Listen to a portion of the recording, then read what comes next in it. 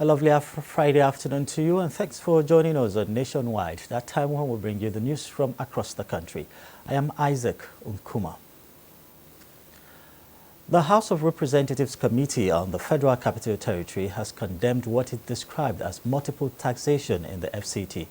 The committee, in an interactive session with officials of the FCT administration, observed that the collection of tenement rates by the 6 area councils was illegal. National Assembly correspondent Ignatius Nkwo reports. The House members were particularly worried over the collection of taxes by agencies other than the Federal Capital Territory Inland Revenue Service as provided by law. It advised the Federal Capital Territory Administration and the area councils to put the collection of tenement rates on hold. Why the Act says this FCT IRS cannot collect tenement rates police force to remove all remaining road barricades around its formation in the nation's capital. This came during the meeting with the Assistant Inspector General of Police in charge of Zone 7, Salisu Abdullahi, who paid the minister a courtesy visit. Mitaire Ikben tells us more. The FCT minister pointed out that while the military has complied with removing road barricades around their formations, the police has remained adamant to his earlier appeal to dismantle the barricades around its Area 10 Garki CID command and other formations, which cause traffic gridlock. One area that is of concern to us, which I would like to mention to you, is the barrier around your office, Zone 7 headquarters. At Zone 4. I think if you can review the security situation and if you are comfortable that your men and your facilities are well secured, I would like to appeal to you to remove the barrier. The minister also urged the police high command to help the FCT administration address the incursions of commercial motorcycles, tricycles, also known as keke napep, and scavengers into the city center. Responding, the AIG Zone 7, Salisu Abdullahi, assured that the police will be proactive in their approach in securing the seat of government. We will have a striking force in terms of terrorism, in terms of robbery, kidnapping, and all these areas that actually have bedevilled the country recently. He also promised to act on the FCT minister's request for the deployment of more police personnel in zones. Absolutely in support of your efforts to re-engineer the Ministry of Science and Technology for the development of our nation. Minister of Science and Technology, Dr. Ogbonnia Onu, told the committee members that the ministry is working harmoniously with research institutes, industries, agencies under the ministry, the private sector, and state government for effective deployment of research results to the development of the nation. We are also working closely with state governments to ensure that whatever we do here, that the various state governments are aware and they can take advantage of the research findings that the research institutes and agencies of this ministry generate. The Senate Committee on Science and Technology were at the ministry to assess its performance, challenges, and prospects. Kirian Umayo, NTA News. The need for government at all levels to engage more of the services of indigenous contractors has been re-echoed at a special engagement between the Nigerian Society of Engineers and lawmakers with engineering background. Adebola Brookslyn Sunday reports.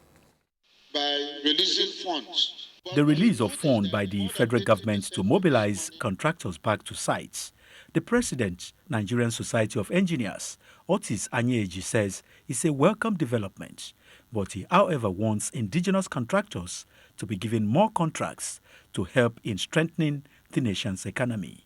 We want the National Assembly to make laws that will empower Nigerians in business to make sure that at least all jobs going on here in Nigeria should be done by anybody in partnership with Nigerians. If it is not Nigerian, all true.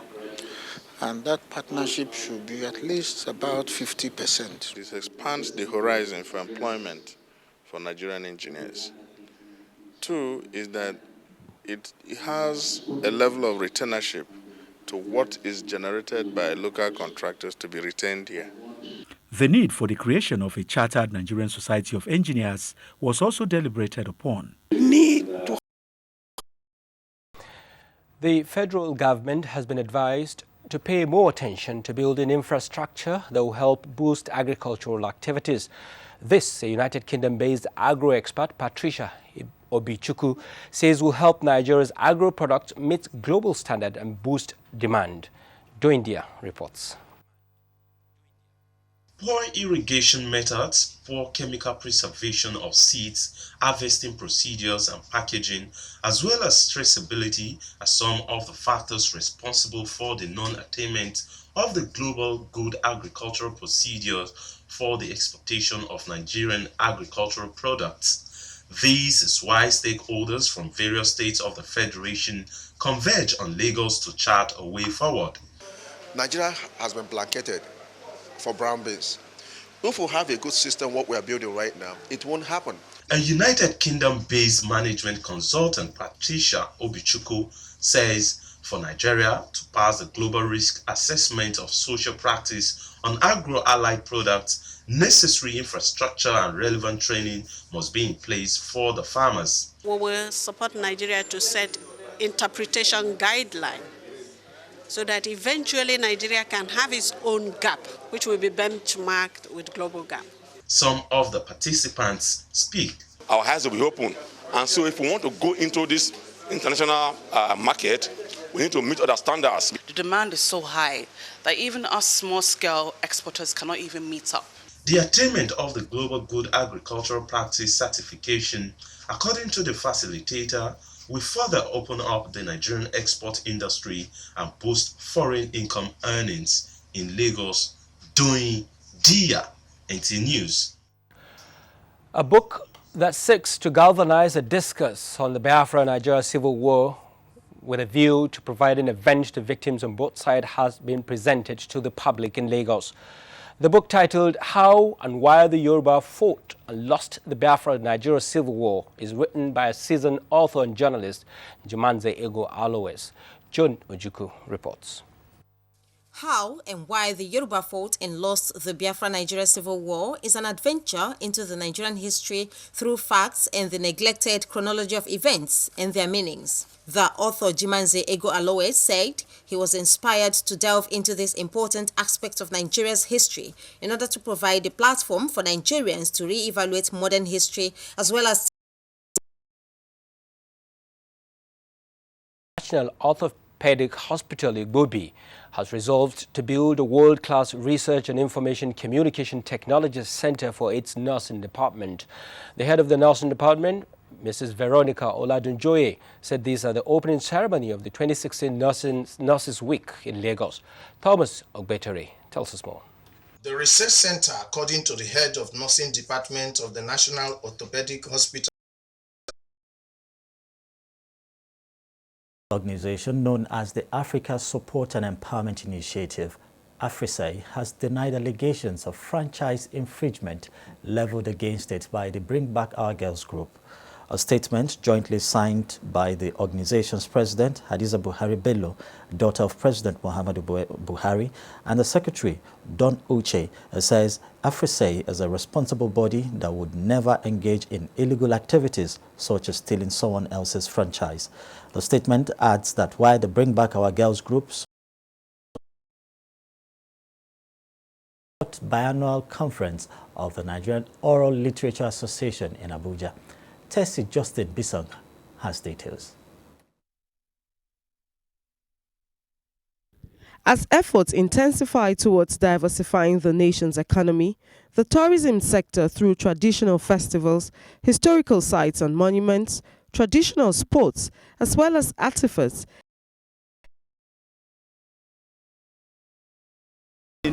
their equipment and even content providers are not left behind. The NTA, probably more than any other broadcaster, shows how public service broadcasters can stay apace and stay ahead of technology. Luisa Finetti is in Nigeria for the first time. My experience was very positive because the market is a growing market, so we hope to have a very good business for the future. But Nigerian people are so kind, so polite, so I really like them so much. Broadcast equipment distributor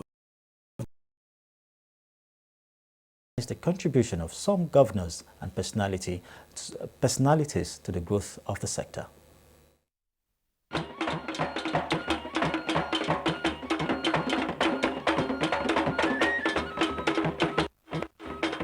It is the first of its kind, a homecoming for broadcasters. Those who laid the foundation for the industry and the younger ones are all gathered here to share in a moment their contributions and exceptional performances. A conference of the Chartered Institute of Personnel Management of Nigeria. Patricia Isamiluba reports. I formally declare this conference. This National Conference of the Chartered Institute of Personnel Management of Nigeria, CIPM, is the 48th in the series. Unleashing potentials and possibilities, the essence of the public service and the future of Nigerians' productivity, as well as employment and decent work towards a better nation, among others. From the International Conference Center, Abuja, I am Patricia A. Samiluba, NTA News. I'm talking health now. For Nigeria to stop losing about 1 million children annually and over 56 women during childbirth due to ineffective and inefficient primary healthcare services, it has to increase its health sector funding to enhance primary healthcare delivery that caters for about 70% of its citizens. This came to the fore at a workshop on increasing health sector budgeting. Health correspondent Rashidat Mustafa Olagunju reports. Noting the gradual exit of donor funds to the health sector from 2016, observers say government should take ownership of areas covered by donor agencies, as well as implement the provisions of the National Health Act that mandates the provision of at least not less than 1% of the Consolidated Revenue Fund to the Basic Healthcare Fund to enhance healthcare delivery, particularly in the rural.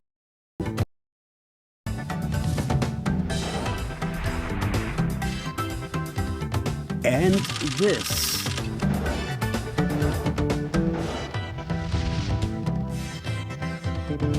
And this.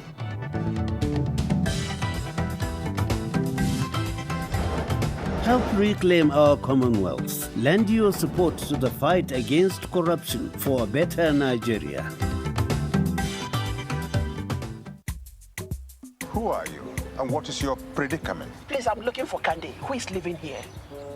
In this compound? Oh no, this is a premises. The compound is an amalgam of chemicals, and there is no Candy living in this premises. This week on your award-winning comedy series, Professor John Bull, starring Kanayo Okanayo, Mercy Johnson, Queen Wokoye, Funky Malam, Bimbo Akintola, Ime Bishop, Yomi Fash Lanso, MC for God. Who was you? What was you found? Actually, look at you. I going to look for my sister. I know you are here. And you was found the place. Call me. Okay? Say somebody. She's definitely not my sister. Shut up! Professor John Bull, fasten your seatbelts this Tuesday and Friday, 8:30 to 9 p.m. on NTA Network, International, and Star Times. It's absolutely bombastic. Over and out. The largest data network, Glow, grandmasters of data. The Honorable Minister of Information and Culture, Lai Mohammed, invites state commissioners, permanent secretaries and directors of information and all other stakeholders in the information sector to the 46th National Council on Information with the theme, Leveraging on Information and Digital Technology to Sustain the Change Agenda of Government. Chief host, Senator Dr. Ifeanyi Okowa, Governor of Delta State. Venue, Event Center, Okpanam Road, Asaba, Delta State. Date, 26 to 29 October 2016. Program is as follows. Wednesday, 26 October 2016. Time, 12 noon to 3 p.m., arrival and registration of participants. Thursday, 27 October 2016, time 8 a.m. to 9:30 a.m. Registration continues, and 9:30 a.m. to 6 p.m. is slated for the technical session. Friday, 28 October 2016, time 8 a.m. to 9 a.m. Registration of state commissioners. 9 a.m. to 12 noon, opening ceremony. And from 12 noon to 6 p.m., the council meeting will take place. Announcer, Permanent Secretary, Federal Ministry of Information and Culture. Our latest edition of TV Guide is out. This edition of your favorite magazine will simply blow your mind. The package is loaded, and our offering is quite illuminating. NTA has a new Director General, Yakubu Ibn Muhammad, a tested and trusted professional, an old wine that keeps getting better with age. This is the new driver of the digital switch over train. Get to know him more in TV Guide. And now, on our cover is one of Nigeria's finest comic actors, Afiz Oyetoro, aka Saka. Peep into his world and you will see how he is putting from glory to glory. The change agenda of President Muhammadu Buhari, we did an assessment so far. All our refreshing columns and incisive features are a collector's item and research materials. TV Guide, available on your newsstands and in all NTA stations nationwide. Also in our embassies in United Kingdom, USA, China, Ghana and Egypt. TV Guide, grab a copy and give one to a friend. TV Guide, still your indispensable companion. IGR Workshop for heads of tertiary institutions in Nigeria, holding in Abuja. In times like this, only creative and innovative institutions can fulfill their visions and missions. Join other vice chancellors, rectors, and provosts for this 360 degrees strategic blueprint summit for tertiary institutions, internally generated and third stream revenues. Date 1st and 2nd November 2016. Venue Race Continental Hotel, Central Business District, Abuja. For inquiries, call 0818-502-1405 or 090-345-34925. You can also email us with info@scbsedu.org or you visit our website on www.scbsedu.org/IGR Abuja to register. Please come with the directors of income generating centers of your institution. IGR Workshop. Relearn, network, and re-strategize. This initiative is of Sean Cousins Consulting and NTA TV Enterprise.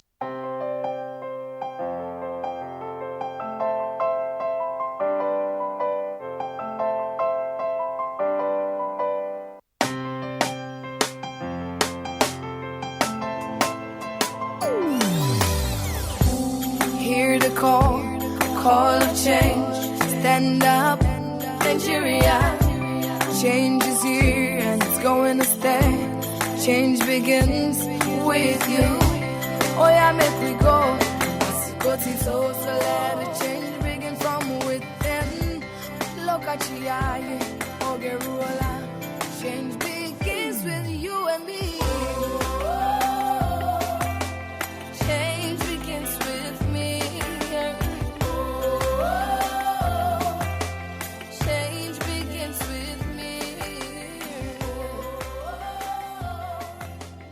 Change begins with me. For over 25 years, I have been privileged to anchor various programs on television. But the news program that I find most exciting and challenging is The Weekend File. This is largely because of its philosophy of engaging all classes of people, the artisans, politicians, technocrats, captains of industry, and professional analysts on issues that touch all aspects of life and living. In the conversations that follow, you find complexities, different views, ideologies, thought patterns, and individual beliefs. It's quite engaging. We do this Saturdays on NTA Network Service at 9 p.m. It's Weekend File, but you call it Weekend Companion, and it's all about nation building. Join me, Kirian Umayo, and production crew every Saturday for this weekend treat, and I can tell you that it is unmissable. Make it a date.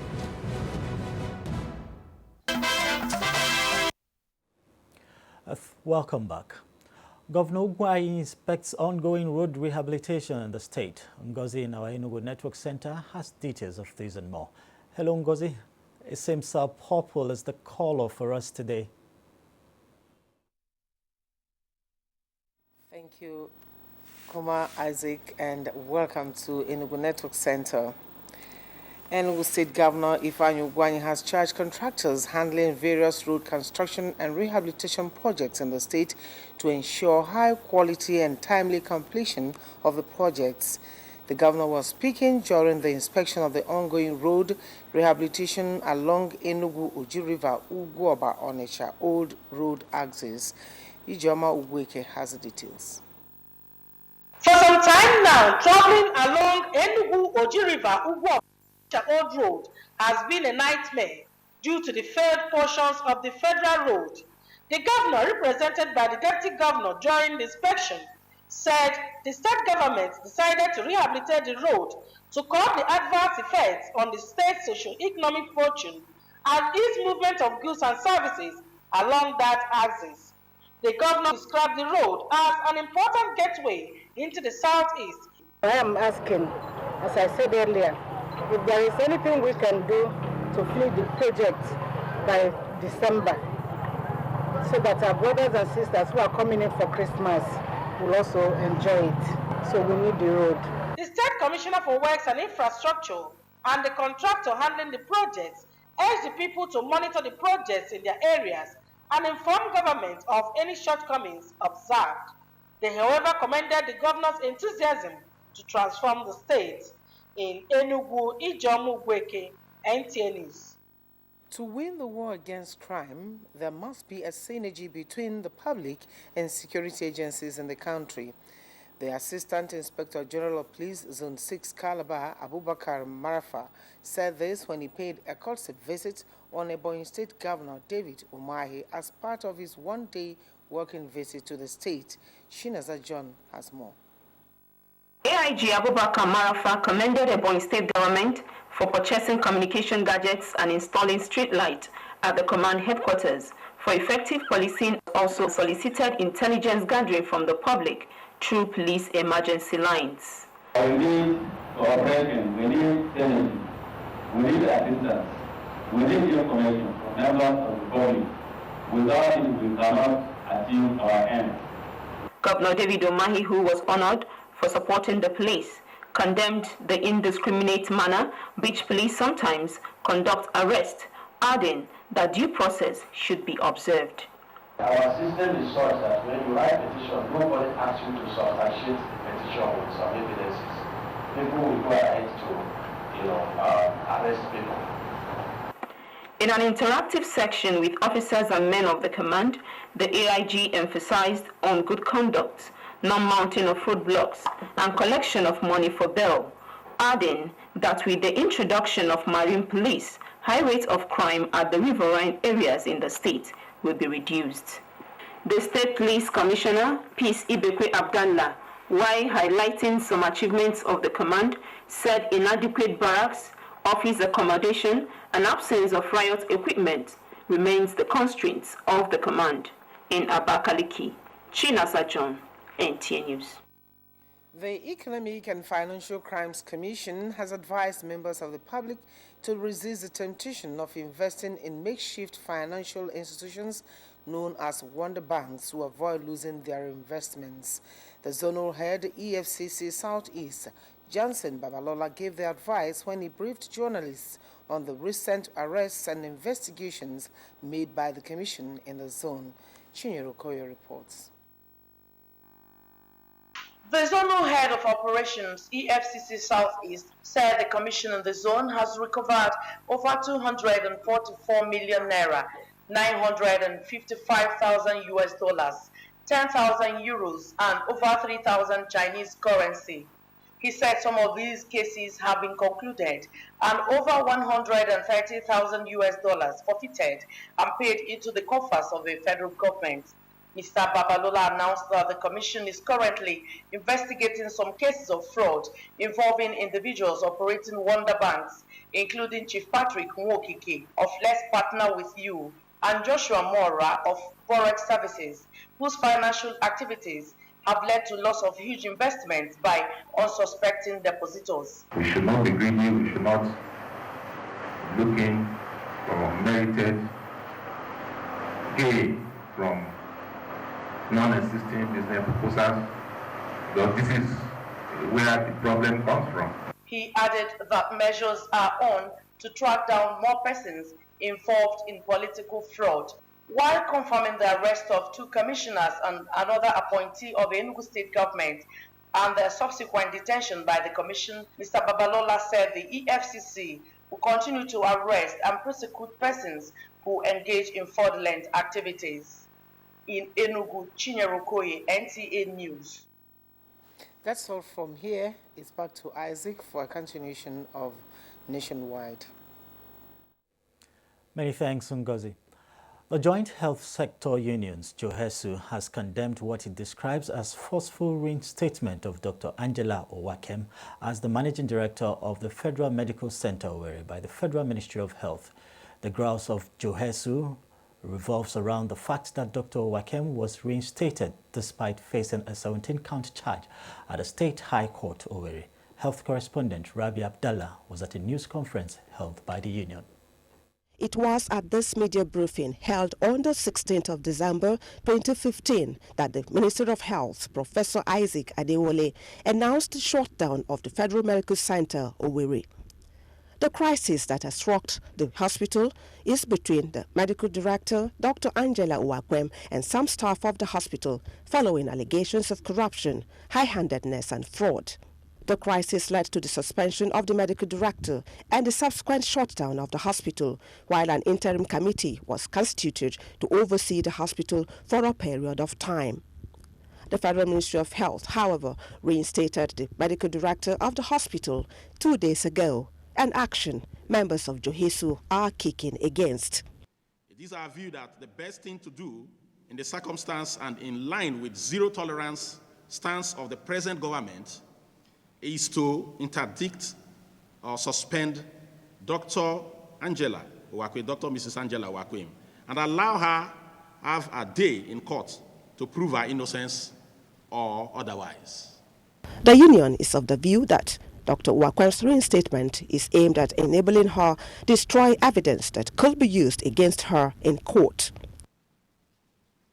In the interest of the nation, Labour will not condone any form of cover-up or victimization of our members who are law-abiding. The JOHESU chairman pledged support for the federal government's anti-corruption crusade, urging the relevant agency of government to investigate the Federal Ministry of Health on the matter. In Abuja, Rabi Abdallah, NTA News. And moving on to agriculture now, 2016 wet farming season has been described as successful and favorable considering the reported bumper harvest recorded by farmers nationwide. Officials of the Federal Ministry of Agriculture attributed the success to good climatic condition of crop production. Musa Babali reports that the development has boosted the national food security and the socio-economic well-being of farmers. The 2016 rainy season set in late and ceased early in most places, especially in northern states, as services, and we developed a program, the Rural Business Plan. Fishermen are not exempted from the value chain program. Apart from teaching them how to fish without the use of chemicals, they are also being equipped with facilities that will boost their business. From Katsina, Musa Baba Aliyu, NTA News. Thank you, Musa. Except when medically recommended, experts have strongly advised against the use of skin bleaching creams. The experts, drawn from various relevant medical backgrounds, gave the advice while discussing the topic, skin bleaching, trends and implications, on the platform of NTA's News and Current Affairs program, Good Morning Nigeria. Joy Uzo reports on other issues arising from that discussion. Many reasons have been given by persons who make use of bleaching creams. While some say such products bring out their beauty, others say they use them to fade spots on their skin, while also presumably protecting it against the effects of the hot African weather. The Good Morning Nigeria guests were of the view that while several chemicals and even natural lightening therapies have been shown to be effective for skin health, Others have proven to be toxic and damaging to the skin. I think it's a psychological problem. Okay. Some ladies feel, oh, if I'm fair, if I'm bright, that will make my man to love me more. See, the natural ones will, well, let's use the word tone, over a period of time, lightening you to the right color. But when you want to go from dark skin to white to a fair skin, it has to be something drastic, and that is where the harmful effects of basically the corticosteroids. We should be careful because organ failure has been ascribed to skin bleaching, skin cancers, and even organ cancers. Considering that pregnancy, harshness of some weathers, and other hormonal factors can negatively impact on the skin, beauticians advise on adopting the right and safe approach to rejuvenating the skin. A lot of fruits, that can give your skin a natural glow. Then eating a lot of fiber, people don't think about it, but it detoxifies your system, and that can also make your skin to glow. One more thing people can do is vitamin B, niacinamide. People don't think about it, but that also helps to lighten your skin naturally, face dark spots and things like that. A survey by the World Health Organization, WHO, puts the figure of women that use bleaching creams in Nigeria at 77%, which is one of the highest in the world. In Abuja, Joy Uzo, NTA News. Patience, perseverance, and doing good are virtues that get any society out of tribulations and challenges.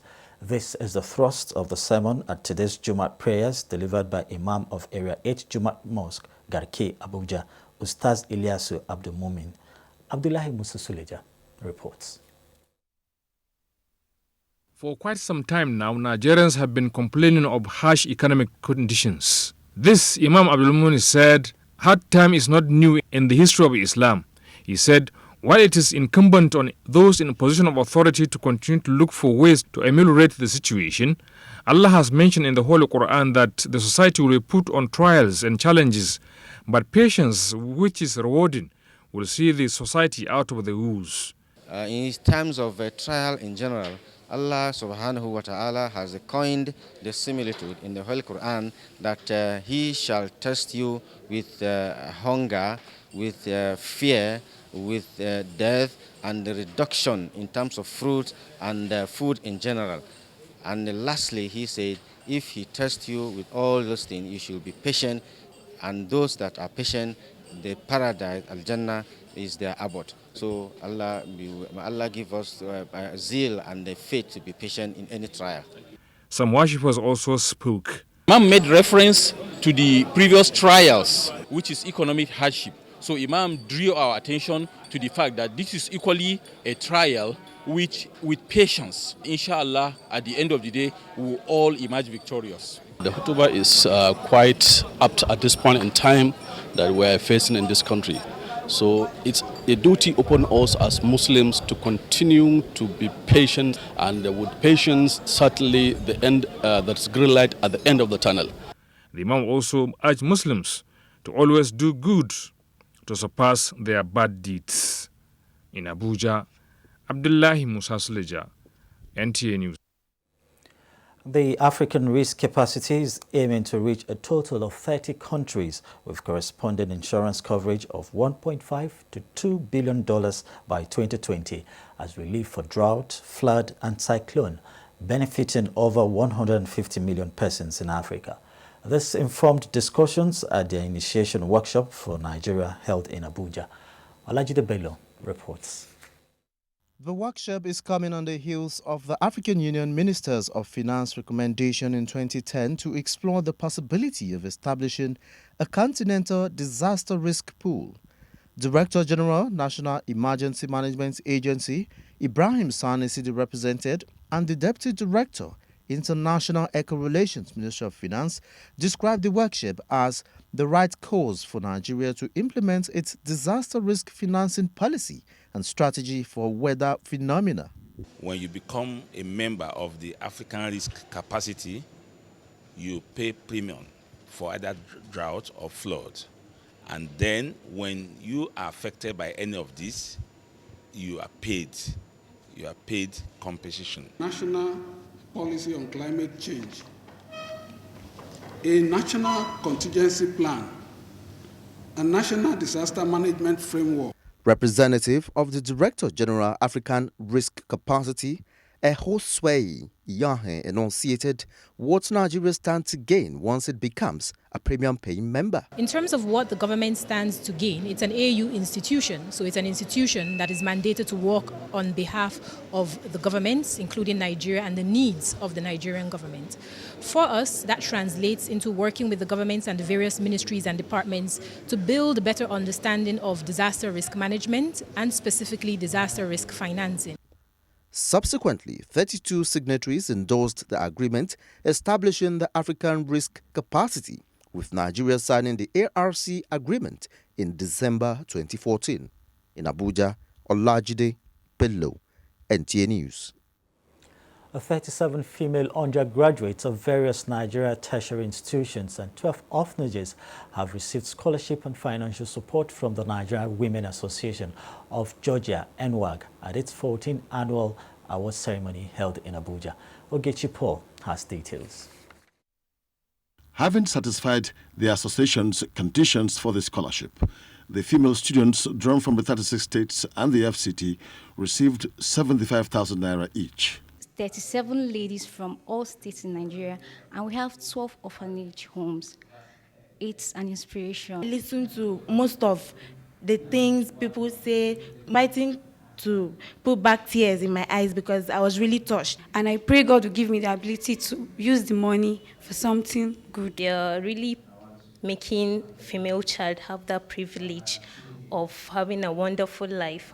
12 orphanage homes operating in various parts of the country got 160,000 naira each to support their feeding challenge. We got one of our cows last year, which we bought for 100 and something thousand because of the money we got from the NWAG last year. Founder of the association, Dayo Keshi, and the immediate past president, Abie Bodage, based in Atlanta, Georgia, say NWAG has a mission to empower and educate the girl child, assist the vulnerable, as well as foster unity and excellence in our society.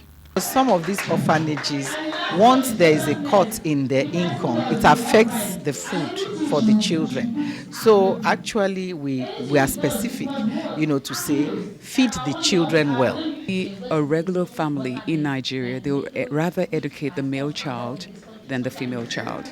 And we thought we would be the voice for the female, and also to keep them off the streets, and also from compromising their bodies just to get money to live, to survive. Whatever I can, just collect on my own or whatever I have enough funding for, and I make 20 of those bags and I put $5 in it as well, and I just distribute to the homeless in my community. Georgia, United States, has so far awarded 469 local and 48 foreign scholarships. Ogechi Paul, NTA News. Talking sports now, maiden President Muhammadu Buhari Open Swimming Championship set to begin November 10 in Uyo as lower-tier football club owners and managers appeal for shift in date for Federation Cup final. Ayodeji Makinde tells us more in our sports update.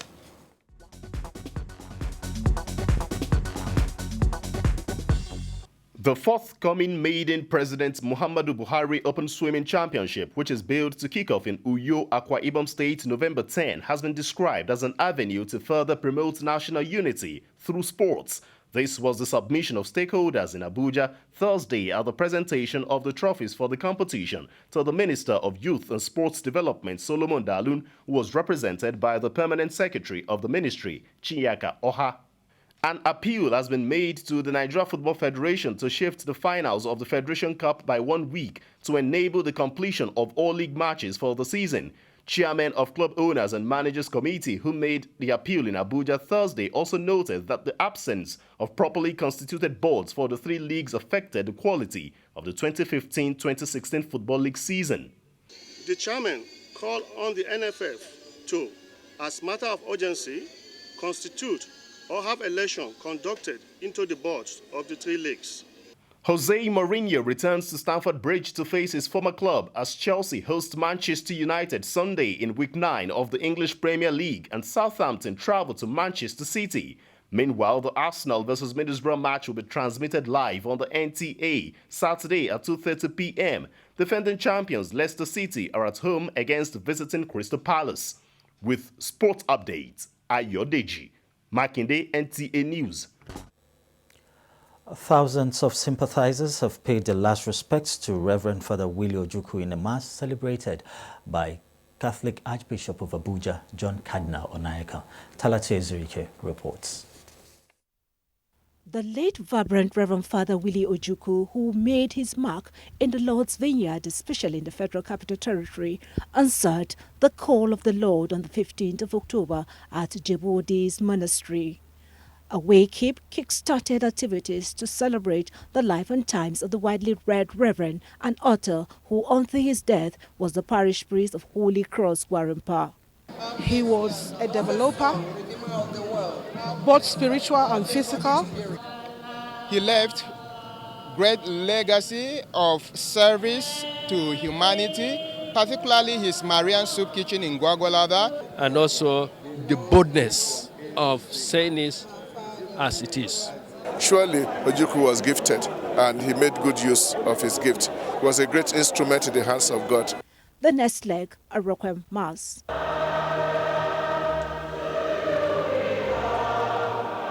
In a homily, Bishop Matthew Hassan Kuka encouraged the congregation not to be weary. He left us wonderful legacies.